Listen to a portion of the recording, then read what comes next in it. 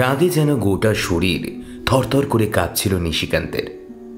এমনভাবে যে সমস্যায় পড়তে হবে সে কথা সে আগেই জানত, কিন্তু তার পাশে হাঁটতে থাকা বউয়ের মুখের দিকে তাকিয়ে একটা কথাও বলতে পারল না। মাঝে মাঝে চোখ ছলছল করছে দুর্গা। এতবার পথের মাঝে নিশিকান্ত তাকে কথা শুনিয়েছে যে এর পরে আর কিছু বলার থাকে না। ছলছলে চোখে দুর্গা কোনো মতে বলল, আমায় এমন ভাবে বলছো কেন?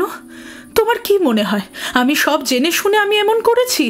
আমি যদি জানতাম শেষের বাসটা পাওয়া যাবে না, তাহলে কি আমি এই পথে আসতে চাইতাম? এই কথাটা নিশিকান্ত নিজেও ভেবেছিল। দুর্গা কি আর সত্যি সত্যি জানতো যে শেষের বাসটা এমনভাবে বন্ধ হয়ে যাবে?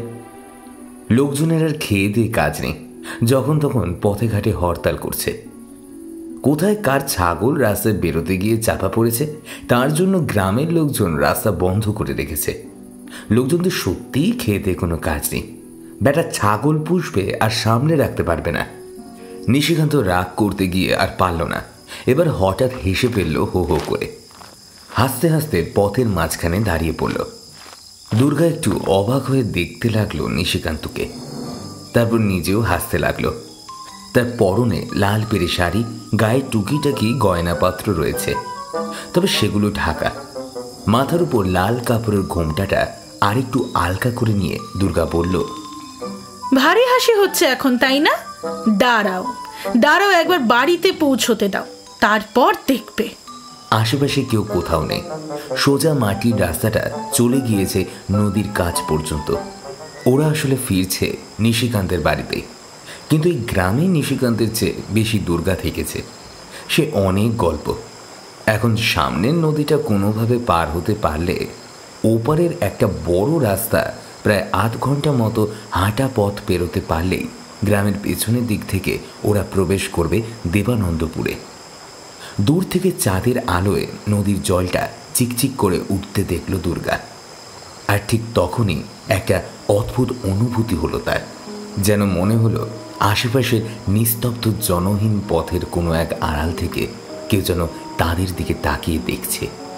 সঙ্গে সঙ্গে থেমে গেল সে। নিশিকান্ত একটু এগিয়ে গিয়েছিল। দুর্গাকে অমন করে থামতে দেখে হঠাৎ পেছনের দিকে তাকাতেই একটু অবাক হয়ে সে বলল, আরে কি হলো, দাঁড়িয়ে পড়লে কেন? চলো, এখন নৌকো পাওয়া যায় নাকি তা দেখতে হবে। আবার কি হলো দুর্গা? দুর্গা কিন্তু ঠায় দাঁড়িয়ে রইল। ওরা একটা জঙ্গলের মতন জায়গার মধ্য দিয়ে এসেছে। বড় মাটির রাস্তা বটে, তবে আশেপাশে বসতি নেই তেমন। একটু দূরে নদীর ঘাটের কাছে ছোট ছোট ঝুপড়ির মতো ঘর, তাছাড়া কেউ কোথাও নেই। জঙ্গলের ভেতরে একটা নির্দিষ্ট দিকে তাকিয়ে দুর্গা। আসার সময় ওই লোকটার কথা, তারপর দুর্গার এমন অদ্ভুত ভাব দেখে সবকিছু যেন তালগোল পাকিয়ে গেল নিশিকান্তের। সে পায়ে পায়ে এগোতে লাগলো দুর্গার দিকে। চারধারের আধার আর চাঁদের আলোর মধ্যে দুর্গার মুখটা এখন ভালোভাবে দেখা যায় না। পরনে লাল শাড়িটার চুমকি আর জরির কাজ মাঝে মাঝে চাঁদের আলোতে চিকচিক করছে। অদ্ভুত লাগছে দুর্গাকে। নিশিকান্ত আরেকটু এগিয়ে গিয়ে দুর্গার কাঁধের উপর একটা হাত রেখে খপ করে তাকে ধরতেই দুর্গা কেমন যেন কেঁপে উঠল। ওই জঙ্গলটার ভিতরে কেউ যেন একটা ছিল, ওখান থেকে আমায় দেখছিল। তোমার বন্ধু? কই দেখো, ওই দেখো কে তোমায় দেখছিল। দুর্গা ভালো করে তাকালো। এবার জঙ্গলের থেকে তাদের দিকে 2 পা বেরিয়ে এসে থমকে দাঁড়িয়ে পড়েছে একটা শেয়াল। তার চোখটা এই আলো আধারিত জলজল করছে। মুখের দাঁতগুলো পর্যন্ত দেখা যাচ্ছে। এমনভাবে দাঁড়িয়ে আছে যেন সে ওদের দেখে ভয় পেয়েছে, যে কোনো মুহূর্তে পালাবে। নিশিকান্ত মাটি থেকে ঢিল একটা তুলে নেওয়ার চেষ্টা করতে সে শেয়ালটা জঙ্গলের ভিতরে ঢুকে গেল। শিয়ালটা চোখের নিমিষে জঙ্গলের ভিতরে ঢুকে গেল, আর সঙ্গে সঙ্গে খিলখিল করে হেসে উঠল নিশিকান্ত। দুর্গার কাঁধের উপর আরেকটা হাত রেখে বলল, ভারী আমার গ্রামের মেয়ে হয়েছে, তোমার নাকি ভয় নেই, কোনো কিছুতেই ভয় পাও না? তাহলে? দুর্গা কিন্তু তাও স্বাভাবিক হলো না।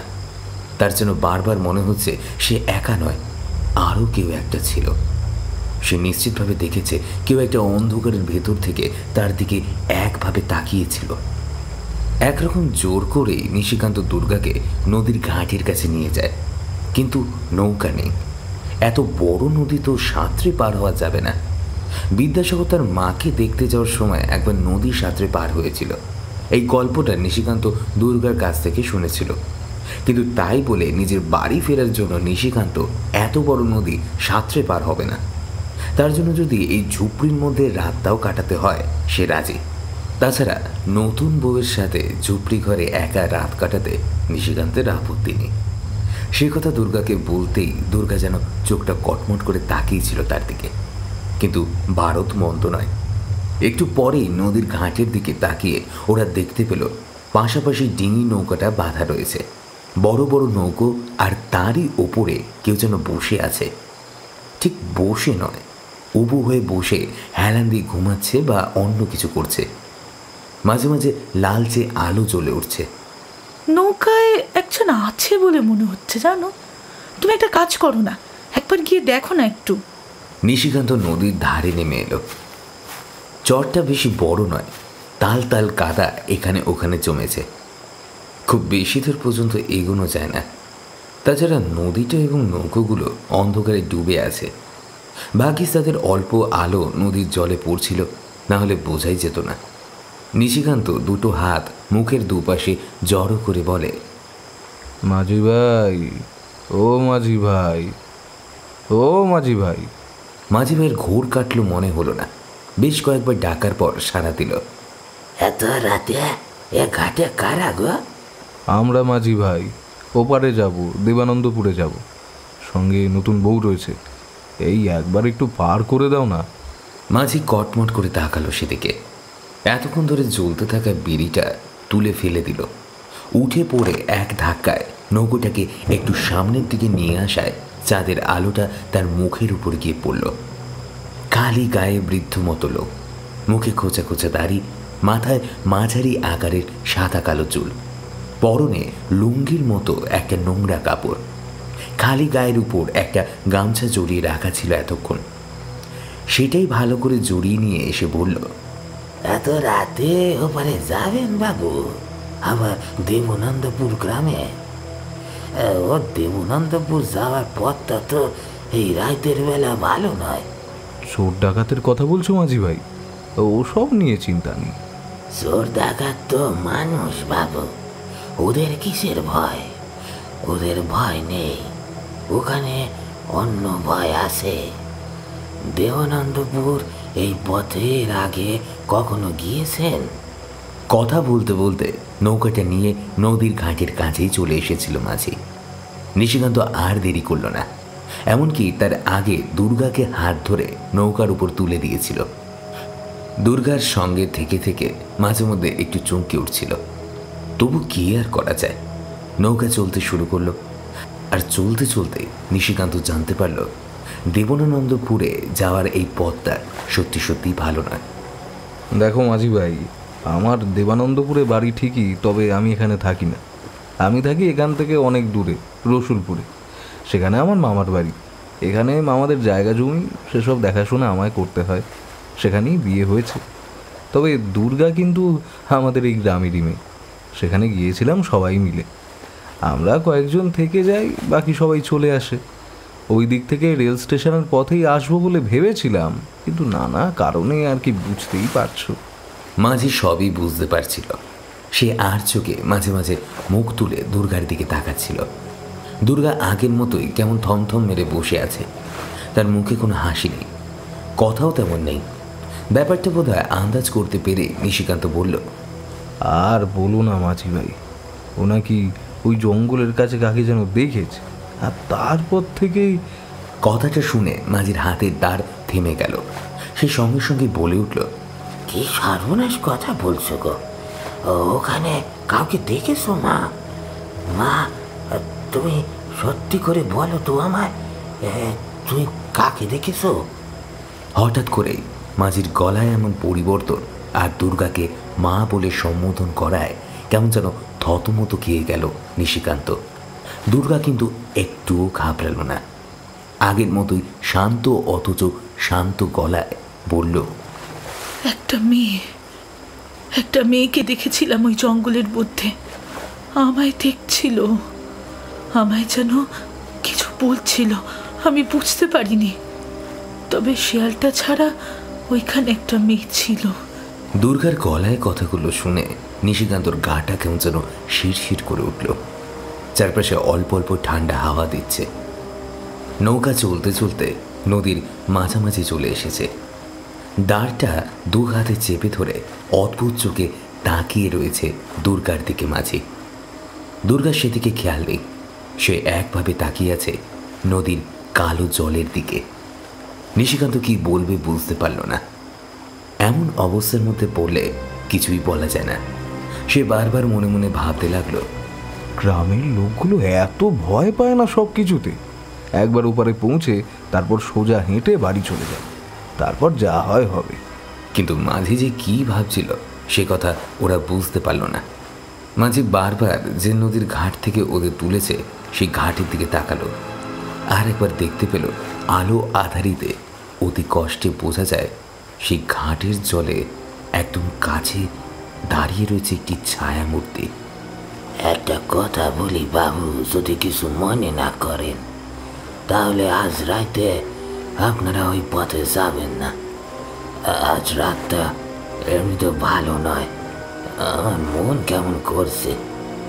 আরে মাঝি ভাই, কি বলছো কি? নতুন বউ নিয়ে রাতের বেলা পথে ঘাটে থাকাটাও তো ভালো ব্যাপার না। প্রথমেই যদি ট্রেন করে ওদিক দিয়ে আসতাম তাহলে আর অত ঝামেলা হতো না। এভাবে দুর্গা বাসে যাবে বললো বলে। আরে আরে দুর্গা, কি হয়েছে তোমার? তখন থেকে এরকম চুপচাপ করে বসে আছো। মা যাকে দেখেছে তাকে ভুল দেখেনি। এর আগে যারা যারা ওকে দেখেছে তারা সবাই কিন্তু এই নদীর পথে বিপদে পড়েছে বাবু।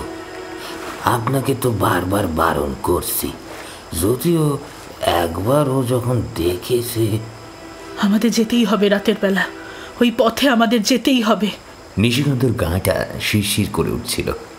দুর্গার গলাটা কেমন যেন অদ্ভুত বলে মনে হচ্ছে। কি যে হলো ওই পথে শিয়ালটাকে দেখার পর থেকে। নিশিকান্ত রাগ, কৌতূহল, বিরক্তি সবকিছু একসঙ্গে এলো। কিন্তু জলের মধ্যে তো আর কিছুই করা সম্ভব নয়। তাই মাঝি ভাইকে উদ্দেশ্য করে বলল, আচ্ছা, তুমি বারবার বলছো এই পথটা ভালো নয়, কি হয়েছে বলো তো ওই পথে? সে অনেক বছর আগের কথা। একবার ৩-৪ জন লোক ওই পথ ধরে ফিরছিল দেবনন্দপুর থেকে। ওই লোকরা নদীর ধার ধরে গিয়েছিল মিলনপুরে। সেখানে তখন চড়ক মেলা বসেছে। চড়ক মেলার কথা তো আপনি জানেন বাবু। অনেক সময় পর্যন্ত চড়কের মেলায় থেকে তারা কয়েকজন মিলে নৌকো নিয়ে এই নদী পথে দেবনন্দপুরের উদ্দেশ্যে রওনা দেয়। এদিকের পথে আপনি আগে আসেননি বলেই কথাটা বলছেন। এদিকের পথ গেছে একটা জঙ্গলের জায়গার মধ্য দিয়ে। রাতের বেলা শিয়াল, সাপ, খুব একটা থাকতে পারে সেখানে। তারা বেশ কয়েকজন পুরুষ মানুষ, আর তাদের সঙ্গে ছিল আলো। নৌকা নিয়ে যখন দেবানন্দপুরের ঘাটে নামে তখন অনেক রাত হয়েছে। আকাশে গোল থালার মতো চাঁদ উঠেছে।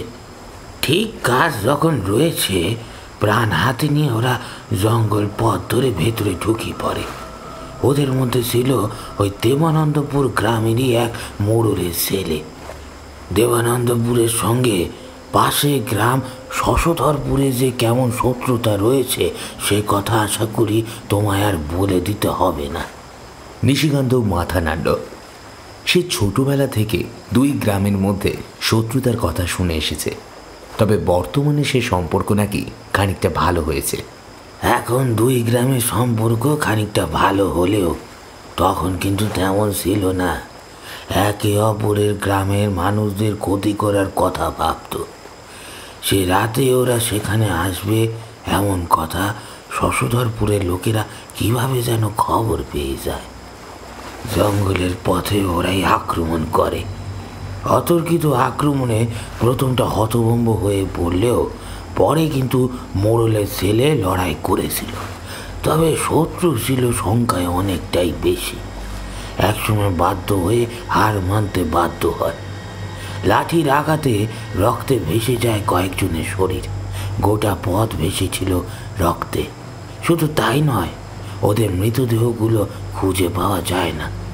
ওই জঙ্গলের মধ্যে কোথায় যে মাটির তলায় তাদের মৃতদেহগুলো পুঁতে দিয়েছিল কিংবা পুড়িয়ে দিয়েছিল, সে কথা কেউ জানে না। তারপরে আর কি, তারপর থেকে ওই পথে রাতের দিকে লোকজন গেলে অনেক কিছুই দেখতে পায়, অনেক কিছুই ঘটে। কেউ কেউ বিপদেও পড়েছে। ওই পথে গিয়ে অনেকে বেরিয়ে আসতে পেরেছে। তবে আমি বলবো আপনাদের ওই পথেই না যাওয়াটাই ভালো।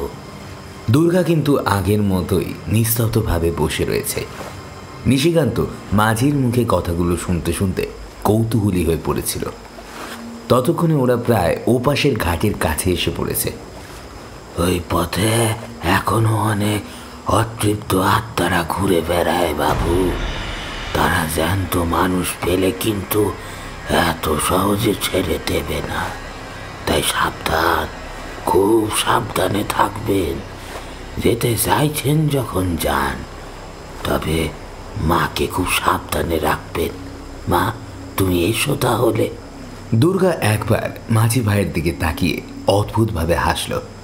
তারপর ওরা পাওনা মিজি দিতে গেলে মাঝি কিন্তু নিল না। জোর করে বলল, আজকে রাতে যে আপনাদের সাহায্য করতে পেরেছি এটাই অনেক। মায়ের কাছ থেকে টাকা নেব না। নিশিকান্ত অবাক হয়ে গেল। ততক্ষণে মাঝি অন্ধকারে নদীর জলে দাঁড় টানতে টানতে মাঝ নদীতে নৌকা উধাও হয়ে যাচ্ছে। ঝোপটা ঠিক জঙ্গলের মধ্য থেকে যেন পাথরের উপরে উঠে পড়েছে। একজন চললে পাশাপাশি আরেকজন চলা খুব মুশকিল হয়ে যাবে। তবে পথ সব জায়গায় সমান না, কোথাও বড় হয়েছে, কোথাও ছোট হয়েছে। নিশিকান্ত বলল, এই পথে মানুষ হেঁটে যায়? রাতের বেলা কেন, দিনের বেলাতেও তো এই পথে হেঁটে যাওয়া খুব একটা সহজ ব্যাপার নয়। সত্যি তোমার মাথায় যে এমন বুদ্ধি তা আমি কি করে জানবো? নদীর ঘাট থেকে নেমে কিন্তু দুর্গা কেমন স্বাভাবিক হয়ে গেছিল। আগের মতো চঞ্চল ভাবটা তার মধ্যে ফিরে এসেছে। সে হাঁটছে নিশিকান্তের পিছন পিছন। একদম পেছনে নিশিকান্তের জামার কোণটা পেছন থেকে সে ধরে রয়েছে। নিশিকান্ত সামনে চলছে। এখন তো আমার ভয় করছে, যেন মনে হচ্ছে ওদিকে রেল স্টেশনের পথে এলেই ভালো হতো। আমার জন্যই এতটা ঘুর পথে এলাম। আসলে এদিকের পথে অনেক দিন আসা হয়নি বলে বাসে করে আসতে চেয়েছিলাম, কিন্তু আমি কি করে জানবো? নিশিকান্ত ওইসব নিয়ে আর ভাবছে না, কারণ তার বারবার মনে হচ্ছে তাদের দুজনের পায়ের শব্দের সঙ্গে সঙ্গে আশেপাশে যেন আরও একটা পায়ের শব্দ হচ্ছে। একটা নয়, যেন বেশ কয়েকটা। জঙ্গলের ভেতরের দিক থেকে পায়ের শব্দগুলো ভেসে আসছে। দুর্গা কথা বলে চলেছে। সে কথা নিশিকান্তের কানে আসছে না। নিশিকান্ত ভালো করে শোনার চেষ্টা করছে। সে পায়ের শব্দগুলো কিন্তু কিছুতেই ধরতে পারছে না। একসময় নিশিকান্ত থমকে দাঁড়ালো। তার পেছন পেছনে আসতে গিয়ে দুর্গা তার গায়ে একটা ধাক্কা খেয়ে কিছু বলতে যাবে, তার আগেই নিশিকান্ত তার মুখটা চেপে ধরল। দুর্গা থতমত হয়ে গেল, কিছু বলল না। ভালো করে কান পেতে দুজন চারপাশে শোনার চেষ্টা করছে। জঙ্গলের ভেতরে ঝিঝি পোকার ডাকটা অনেকক্ষণ আগেই থেমে গেছে। চাঁদের আলোয় জঙ্গলটা ভালোভাবে দেখা যাচ্ছে। ঠিক জঙ্গল বললে ভুল হবে। আশেপাশে অযত্নে গাছপাতা একটু একটু করে উঁচু হয়ে উঠেছে, তবে মানুষের শরীর থেকে উঁচু হতে পারেনি। জঙ্গলের মধ্যে যদি আর কেউ দাঁড়িয়ে থাকে তাহলে অন্তত গলার উপর থেকে বাকিটুকু দেখা যাবে। হঠাৎ একদিকে তাকাতেই নিশিকান্ত দেখতে পেল কে যেন দাঁড়িয়ে রয়েছে। সঙ্গে সঙ্গে সে বসে পড়ল।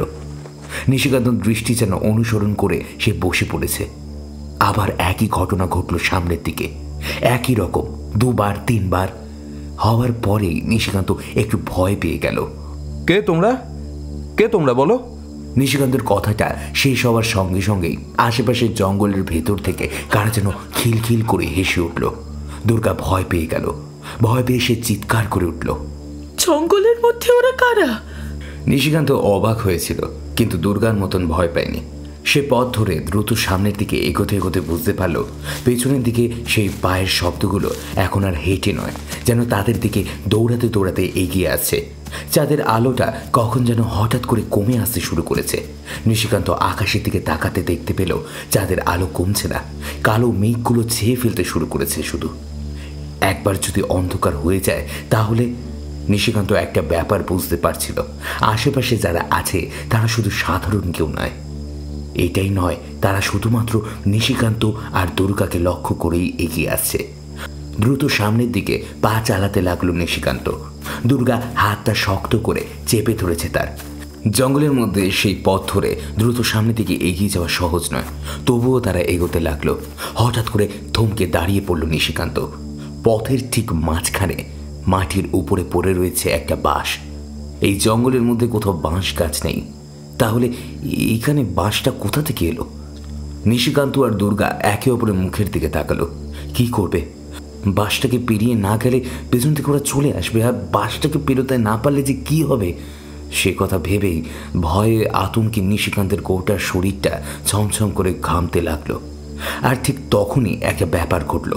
দুর্গার মনে হলো এক মুহূর্তের মধ্যে তার পেছন দিক থেকে একটা কালো ছায়া সরে গেল সামনের দিকে, আর সঙ্গে সঙ্গে একটা শব্দ করে সামনের বাঁশটা যেন ফেটে চৌচির হয়ে ধীরে ধীরে শূন্যে উঠে গেল।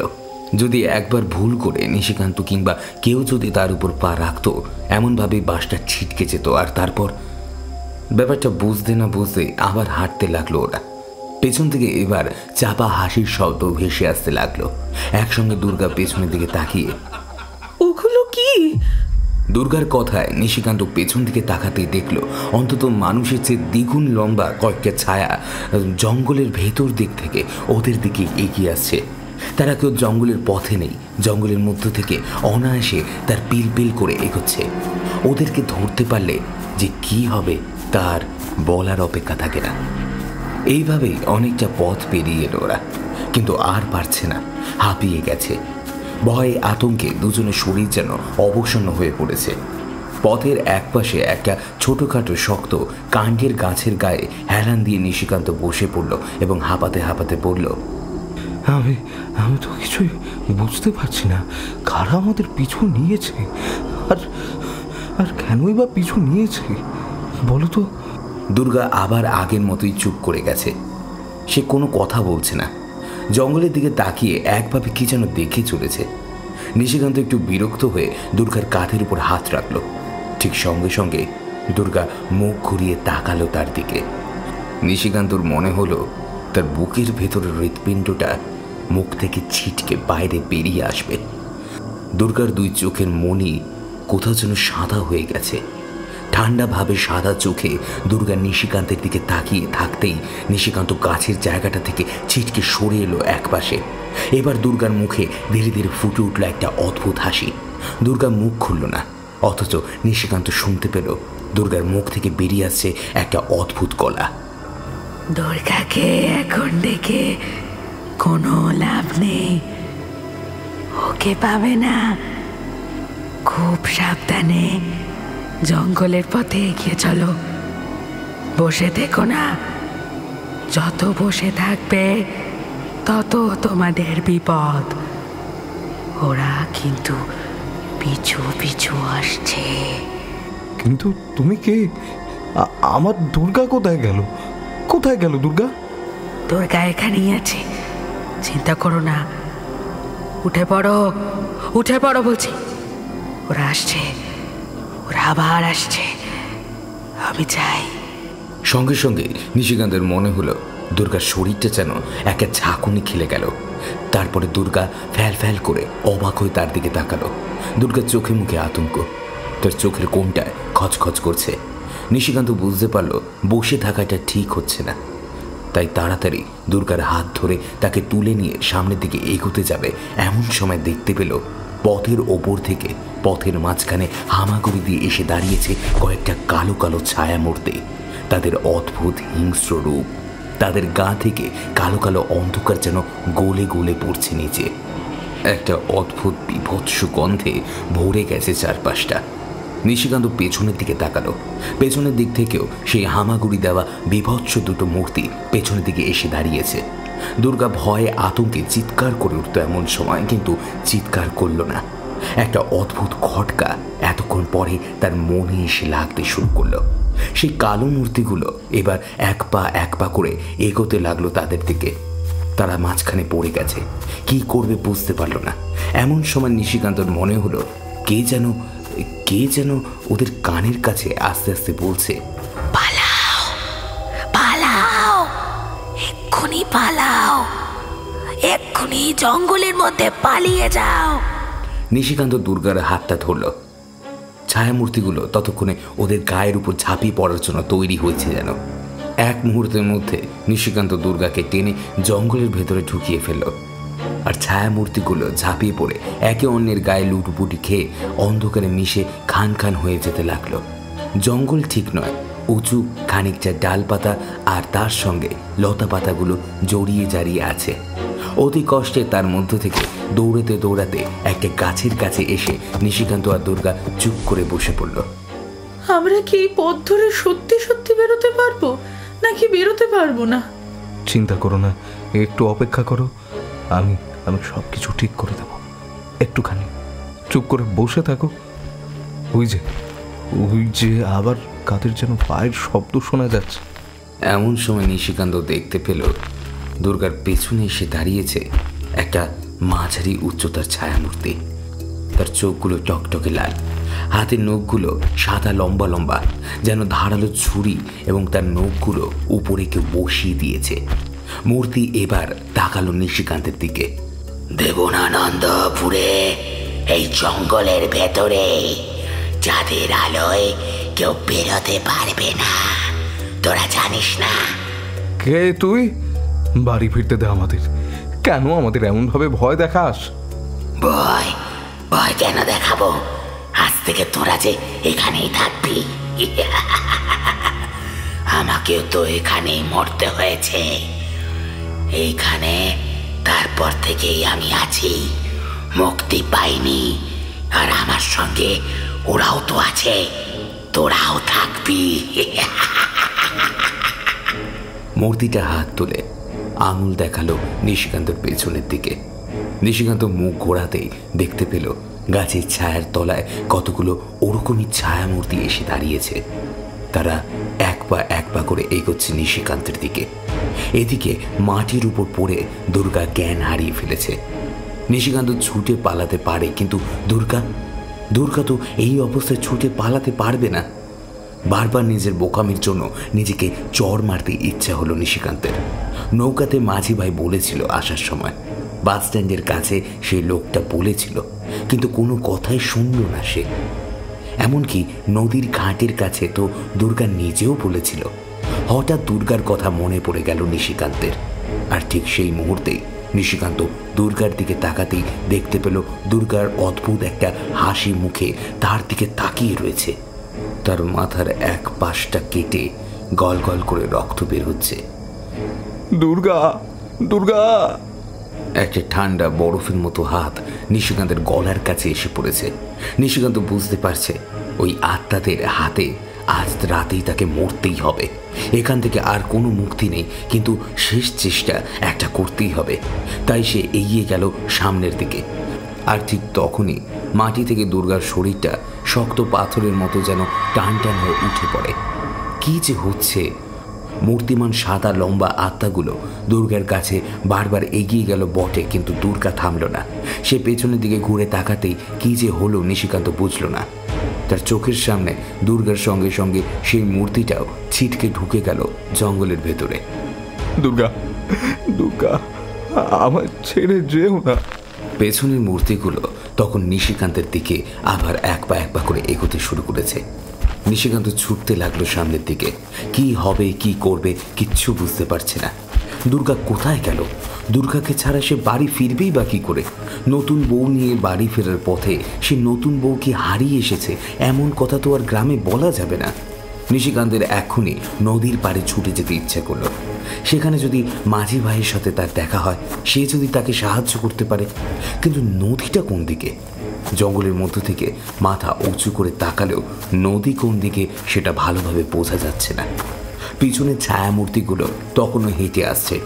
অদ্ভুত দেখতে তাদের, লাল চোখ, লম্বা দাঁত, রক্ত মাংসের ডেলা, যেন অদ্ভুত একটা পচা গন্ধ বেরোচ্ছে, বারবার নাকে ধাক্কা দিচ্ছে সেটা। নিশিকান্ত ওখান থেকে ছুটে পালালো, আর তারপরে দেখতে পেল একটা জায়গায় মাটির উপর পড়ে রয়েছে দুর্গা। সে তাড়াতাড়ি এগিয়ে গিয়ে তার মুখের উপর ঝুঁকতেই বোঝা গেল, দুর্গা, দুর্গা, কি হয়েছে? কি হয়েছে তোমার? দুর্গা, দুর্গা, চোখ খোলো বলছি। এমন সময় পেছন দিকে ঝোপের অন্ধকার থেকে একটা মেয়েলি অদ্ভুত গলা শোনা গেল। ও এখন চোখ খুলবে না, আর একটু কাজ বাকি আছে যে। তোমরা গ্রামের খুব কাছাকাছি এসে পড়েছ, আর একটু কোনো রকমে দুর্গাকে নিয়ে চলো। একবার ওই জঙ্গলের পথ পেরিয়ে গেলে ওরা আর তোমাদের কোনো ক্ষতি করতে পারবে না। কথাটা কে বলল নিশিকান্ত বুঝতে পারল না। অদৃশ্যের দিকে চেয়ে চিৎকার করে উঠে বলল, আমাদের ছেড়ে দাও, ছেড়ে দাও আমাদের। কে তুমি? কেন আমাদের এত কষ্ট দিচ্ছ? দুর্গার যদি কোনো ক্ষতি হয়ে যায় তাহলে? একটা অদ্ভুত চাপা হাসির শব্দ শোনা গেল। তার সঙ্গে ত্রস্ত গলায় আবার সে বলল, পালাও, পালাও, ওরা আবার আসছে। ওদের পুরোপুরি আটকাবার ক্ষমতা আমারও নেই। পালাও, পালাও, তোমরা পালিয়ে যাও। কোনো রকমে দু হাতে দুর্গাকে তুলে এই জঙ্গলের মধ্য দিয়ে একরকম দ্রুত বাইরের দিকে এগোতে লাগলো নিশিকান্ত। অনেক ছোটবেলায় সে গ্রাম ছেড়েছিল। এই পথে গ্রামের দিক থেকে দু একবার এসেছে বটে, কিন্তু নদীর দিক থেকে গ্রামে আজই প্রথমবার, তাও আবার নতুন বউয়ের সাথে। তাতেই তাকে এমন বিপদে পড়তে হলো। নিশিকান্তকে ক্লান্তি ঘিরে ধরেছিল, তার চোখের কোণে জল চিকচিক করছে। যেভাবেই হোক দুর্গাকে এখান থেকে বাঁচিয়ে নিয়ে যেতেই হবে। তার জন্য সে যা করতে হয় তা করবে। নিশিকান্ত প্রাণপণে দৌড়াচ্ছে। তখনই একসঙ্গে কোথায় কতগুলো শিয়ালের ডাক শোনা গেল।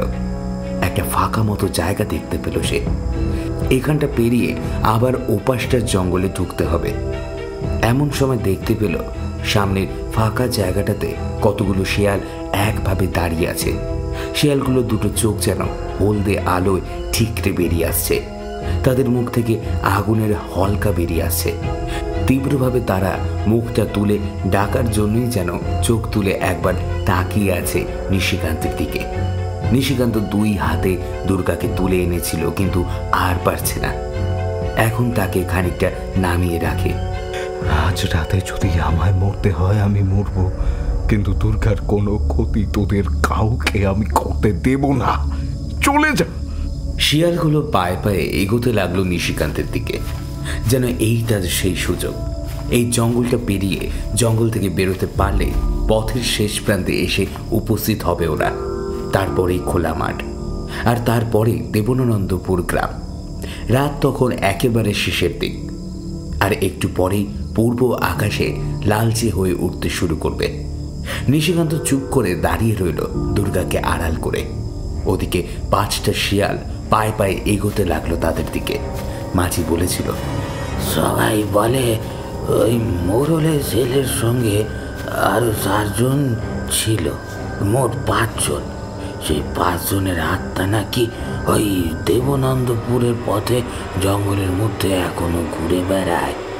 নানাভাবে তারা মানুষের ক্ষতি করার চেষ্টা করে, কখনো পারে কখনো পারে না।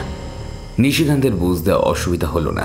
তার সামনে ওই ভয়ঙ্কর 5টা শিয়াল আসলে অন্য কিছু নয়, মোড়লের ছেলে সহ বাকিদের আত্মা। তাদের মুখ থেকে বেরিয়ে আসা আগুন যেন তাদের আরো ভয়ঙ্কর করে তুলেছিল। নিশিকান্ত ভয় পায়নি। সে মৃত্যুর জন্য প্রস্তুত হয়ে রইল। দুর্গাকে বাঁচাতে গিয়ে যদি তার মৃত্যু পর্যন্ত হয় তাতে কোনো অসুবিধা নেই। নিশিকান্তের মনে পড়তে লাগলো দুর্গার কথা। এই গ্রামে তার বাড়ি। ছোটবেলায় এই গ্রামে দুর্গার সঙ্গে তার বেশ ভালোই মেলামেশা হয়েছিল। তারপর এখান থেকে সে চলে যায়, কিন্তু দুর্গার পরিবার সে কথা ভুলেনি। তাছাড়া দুর্গার সাথে নিশিকান্তের বিয়ের কথাটা তখন থেকেই ঠিক হয়েছিল। দুর্গার পরিবার যাতায়াত করত, মাঝে মাঝে নিশিকান্তও আসত। দুর্গা ওইদিকে বড় ডান পিটে মেয়ে হলেও নিশিকান্তের কাছে দুর্গা ছিল একদম জব্দ, তা সেই প্রথম থেকে। মৃত্যুর এই সময় এসে কথাটা ভেবে নিশিকান্তের কেমন যেন একটা হাসি পেয়ে গেল। সে হেসে উঠল। শিয়ালগুলো আরো কাছে এসে পড়েছে। তাদের পায়ের হিংস্র ধারালো নখগুলো যেন নরম মাংসের স্বাদ পাওয়ার জন্য উৎগ্রীব হয়ে পড়েছে। নিশিকান্তের হৃৎপিণ্ডের শব্দটা যেন বেড়ে যায়।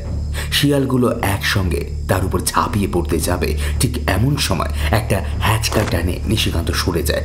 পেছনে ফিরে দেখতে পায় কখন যেন দুর্গা উঠে এসেছে। তার মাথার চুল খোলা, শাড়ির শেষ প্রান্তটা এলিয়ে পড়েছে মাটির উপরে। সে সোজা এগিয়ে গেছে। তা দেখে নিশিকান্ত চিৎকার করে বলে ওঠে, আরে দুর্গা, কি করছো? ওরা মানুষ নয়। দুর্গা এবার মুখটা ঘুরিয়ে তাকায় নিশিকান্তের দিকে। তার চোখ আবার আগের মতো সাদা ফ্যাকাশে মনহীন দৃষ্টি। চোখের কোণ থেকে যেন জল পড়ছে, তবু তার মুখে একটা অদ্ভুত হাসি লেগে আছে। সেই মুহূর্তে দুর্গার মুখের সঙ্গে অন্য একটা মুখের অদ্ভুত পরিবর্তন বুঝতে পেরে চমকে উঠল নিশিকান্ত। এটা তো দুর্গার মুখ নয়, এটা কিছুতেই দুর্গার মুখ নয়। আমি থাকতে তোমাদের কোনো ক্ষতি হতে দেব না নিশিকান্ত, তোমাদের কোনো ক্ষতি হতে দেব না আমি। এতক্ষণে নিশিকান্ত চিনতে পেরেছে তাকে। সে মুখমণ্ডলটা আসলে কাবেরীর। মামা বাড়িতে কাবেরীকে অনেকবার দেখেছে সে। কাবেরী তার মামার বাড়ির কাছেই থাকতো। সে নিশিকান্তকে দাদা বলে ডাকত। কাবেরী মাত্র বছরখানেক আগে 3 দিনের জ্বরে মারা গিয়েছিল। নিশিকান্তকে নানা কাজে সাহায্য করত কাবেরী। তারা এবারে সেই কাবেরীর মুখের অনুকরণ দুর্গার মুখের উপরে দেখতে পেয়ে শিয়ালগুলো কেমন যেন চমকে উঠল। শিয়ালগুলোর শরীর আস্তে আস্তে বদলে যাচ্ছে মানুষে। ওদের হাতে লাঠি আর লণ্ঠন। তাদের সামনে থাকা একজন বলল, তুই সরে যা। তুই আমাদের মতন হয়ে কেন কেন দুজন জ্যান্ত মানুষকে রক্ষা করার চেষ্টা করছিস? কারণ নিশিকান্ত দাদা অনেক ভালো মানুষ, তাকে তোমরা মেরো না, ওকে আমি রক্ষা করব। তাই ওর বউ দুর্গাকেও আমি রক্ষা করব। তার জন্য আমি সব কিছু করতে পারি। মেরো না ওদের, মেরো না। দেখতে দেখতে ওদের চোখের সামনে দুর্গার শরীরটা একটু বড় হয়ে আসতে লাগলো। গোটা শরীরের চারপাশে একটা কালো ছায়া ঘিরে ধরল। এমন অদ্ভুত দৃশ্য নিশিকান্ত সহ্য করতে পারল না। ততক্ষণে চারপাশে সেই বিভৎস মূর্তিগুলো অদ্ভুত অট্টহাসি হাসতে শুরু করেছে, আকাশ বাতাস কাঁপিয়ে। সবকিছু মিলিয়ে ক্লান্তি অবসন্নতায় নিশিকান্ত আর সামলাতে পারল না নিজেকে। জ্ঞান হারিয়ে লুটিয়ে পড়ল মাটিতে। নিশিকান্তের যখন ঘুম ভাঙল, সে দেখতে পেল দুর্গা তার মাথার কাছে বসে আছে। দুর্গার কোলের উপর মাথা রেখে সে শুয়েছিল। ধরফর করে উঠে দুর্গার চোখের দিকে তাকাতেই দেখতে পেল তার চোখ এখন স্বাভাবিক। তার মাথার কপালে একটা ক্ষতের চিহ্ন। নিশিকান্ত কপালের ক্ষতের কাজটায় হাত দিতে দুর্গা মুখে শব্দ করে, কাল রাতে যে কি হলো কিছু বুঝতেই পারলাম না গো। নৌকোয় উঠেছিলাম ওটুকু মনে আছে, তারপরে জঙ্গলের মধ্যে তোমার সঙ্গে বসেছিলাম ওটাও মনে আছে, কিন্তু তারপরে কি হয়েছিল বলো তো? কাল আমার মাথা ফাটলো কি করে? নিশিকান্ত বুঝতে পারল কাল রাতের কথা ভালোভাবে দুর্গার কোনো কিছুই মনে নেই। সে বিভীষিকার কথা সে আর মনে করতে চাইলেও না। দুর্গার পিঠের কাছেও গভীর ক্ষত, এখানে সেখানে থেকে রক্ত ঝরছে। কোনো রকমে নিজের কাপড় দিয়ে সে বেঁধে রেখেছে। আর অপেক্ষা করল না। নিশিকান্ত আর দুর্গা পূব আকাশে লালচে হয়ে আসা আলোতে এগোতে লাগলো দেবনন্দপুরের দিকে। প্রথমে বাড়ি ফিরে সেবা করতে হবে দুর্গাকে।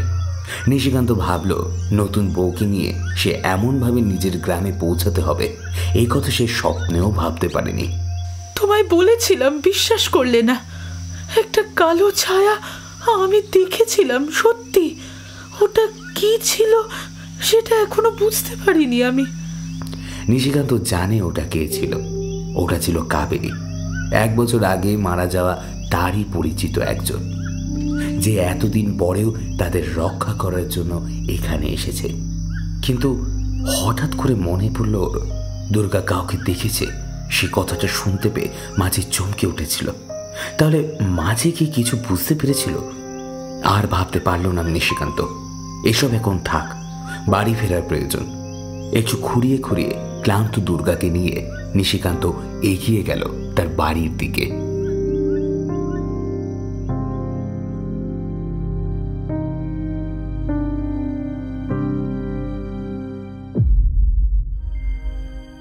শুনছিলেন লেখক সুকান্ত দাসের কলমে গ্রাম বাংলার একটি ভূতের গল্প, রাত 12টার শেষ ফেরি। গল্প পাঠিয়েছিলাম আমি দিব্যেন্দু দাস। অন্যান্য চরিত্রে ছিল সৃষ্টি, অভিক এবং খুশি। গল্পে আবহতে ছিল অভ্র, পোস্টার ডিজাইনে চিত্রায়ন। কেমন লাগলো আপনাদের আজকের এই গল্পটি জানাবেন আমাদের ইউটিউব কমেন্ট সেকশনে। আর আপনারা আমাদের এই চ্যানেলে নতুন হয়ে থাকলে তাই প্লিজ চ্যানেলটি সাবস্ক্রাইব করে রাখুন, আর বেল আইকনটা ক্লিক করতেও ভুলবেন না, যাতে নতুন নতুন গল্পগুলো আসলে আপনারা তার সঙ্গে সঙ্গে শুনতে পারেন। আপনাদের সহায়তা পেলে আমরা তো খুব শীঘ্রই আস্তে আস্তে 50,000-এর সদস্য হতে পারবো। দেখা যাচ্ছে অন্য কোনো গল্পে। ভালো থাকুন, সুস্থ থাকুন, আর হ্যাঁ, সঙ্গে রাখবেন কিন্তু আপনাদের এই প্রিয় চ্যানেল বঙ্গ কথাকে।